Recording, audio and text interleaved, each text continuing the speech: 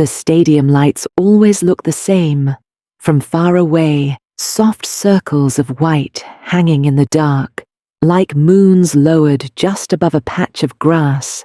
Beneath them, the world feels smaller, a rectangle of green, a handful of players, the sound of whistles and cheering drifting into the night air. This is where names are shouted, where shoulders are clapped, where for a moment, applause can make a young heart believe it is invincible.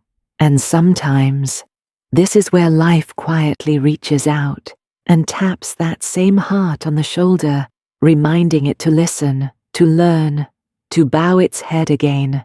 Min was 19, all sharp edges and quick feet. On the field, he moved like the game belonged to him. Off the field, he spoke as if it did too. He played for a small local football club in his town, the kind of club where the jerseys didn't match perfectly, where parents brought home-cooked food after matches, and where the loudest noise wasn't the referee's whistle, but the neighbors cheering kids they'd watched grow up. Last season, Min had been good. This season, he was better. In the final match of the local tournament, he scored the winning goal in the last minute. The crowd rose to their feet. The sound rolled over him like a wave. His teammates swarmed him, lifting him off the ground as the coach smiled from the sideline, shaking his head in quiet disbelief. After the ceremony, they handed Min a trophy. It wasn't big, just a modest golden cup on a plastic base, with a small engraving, "Top Scorer Local Cup." But to Min, it felt like a crown. He held it up high, the metal catching the stadium lights, making it glow in his hands. On the ride home, he sat at the back of the bus, headphones around his neck, trophy in his lap. His teammates laughed, sang, and replayed the game on their phones, but Min was busy scrolling through messages. Legend. You carried the whole team. Bro, you're gonna go pro for sure. The words sank into him, warm and dangerous. Sitting a few rows ahead was Tuan, a quieter player. Not as fast as Min, not as flashy, but he had a sharp eye for the game. He'd been trying for weeks to share a few thoughts with Min how he could make smarter passes, how he could anticipate defenders, how he could conserve his energy for crucial moments. After everyone had calmed down a bit, Tuan turned around in his seat. "Hey Min," he said, a little shy. "I've been watching the way you move on the left wing. I think if you timed your runs a bit different, you could." Min didn't even look up from his phone. "Bro, did you not see the scoreboard?" he said, laughing. "I scored the winner. I think my timing's fine." Some of the other boys laughed along. Tuan's smile faded just a little. "I know. You were great," Tuan replied, still gentle. "I'm just saying, in the next tournament, the teams will be stronger. Maybe we can try a few new things in practice." Min shrugged, finally glancing up, eyes flickering to the trophy and back to Tuan. "We won because of me," he said. "I know what I'm doing." The bus rolled on through the quiet streets. Tuan turned back around. He didn't say anything else. Over the next few weeks, the same pattern repeated. The coach offered small corrections. Min brushed them off. Teammates tried to share ideas. Min nodded, then did whatever he wanted. He stayed late after practice, but only to take more shots, more goals, more moments where he could imagine the crowd chanting his name. And in his room, late at night, the trophy sat on his desk, reflecting the soft light of his phone as he watched highlight reels of himself over and over. The next tournament was bigger. Regional teams, better players, tougher matches, the kind of competition where small mistakes don't forgive easily. On the morning of their first big game, the team gathered in the locker room. The coach went over strategies, pointing at a whiteboard filled with arrows and circles. "Min," the coach said, tapping the board, "they have a strong right back. Don't try to dribble through him every time. Use your teammates. Look for Tuan on the overlap. Trust each other." Min nodded, but his mind was somewhere else, imagining the moment he'd score again, maybe from outside the box this time. Imagining reporters, maybe scouts. Before they headed out, Tuan walked up beside him, tightening his shoelaces. "Hey," Tuan said softly, "if you get double marked, just call my name. I'll be open. We can switch sides, confuse them." Min smirked. "Relax," he said, patting Tuan's shoulder. "Just make sure you're behind me when I score." The whistle blew. The game began. At first, Min played like he always did, fast, aggressive, hungry for the goal, but this time, the defenders were ready. They had watched his old games. They knew he liked to cut inside. They knew he rarely passed when he thought he could shoot. Every time he tried to push through, two defenders closed in. He lost the ball once, twice, 5 times. On the sideline, the coach shouted, "Use your team, Min. You're not alone." But the crowd made it hard to hear. Or maybe the cheers inside his own head were still louder. Midway through the second half, the score was 0-0. One mistake could cost them the match. The air felt heavier, the stadium quieter, as if everyone was holding their breath. Then it happened. A long pass came down the left wing, right into Min's path. This time, there was only one defender between him and the goal. Running parallel on the right side, unmarked and waving his arms, was Tuan. "Min! Here!" Tuan shouted. "Cross it." For a brief moment, Min glanced at him. The safe play was obvious.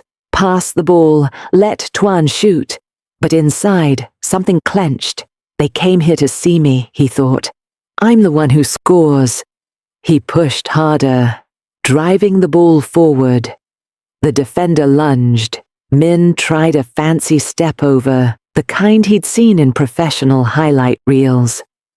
As he shifted his weight, his studs caught awkwardly in the turf. His foot slipped. Time seemed to slow. The ball rolled away. Min's body twisted.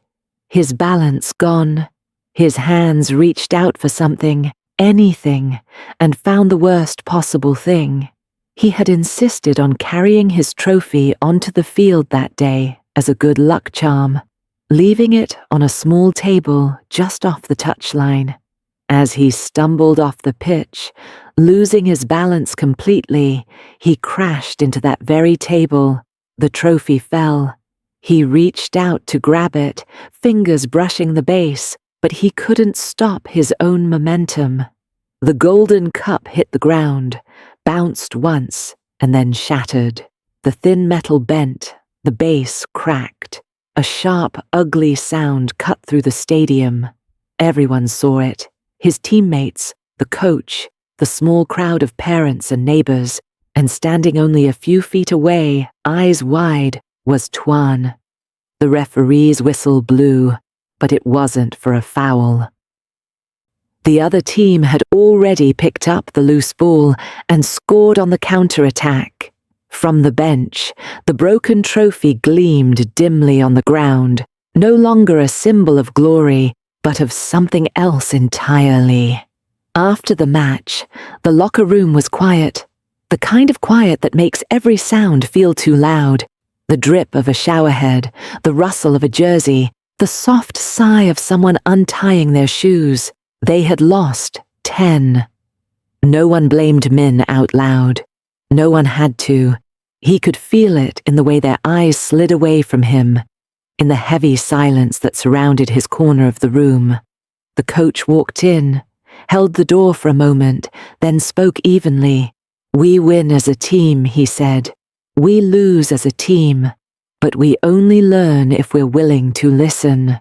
His eyes met Min's for a brief, steady second. Then he left them to change.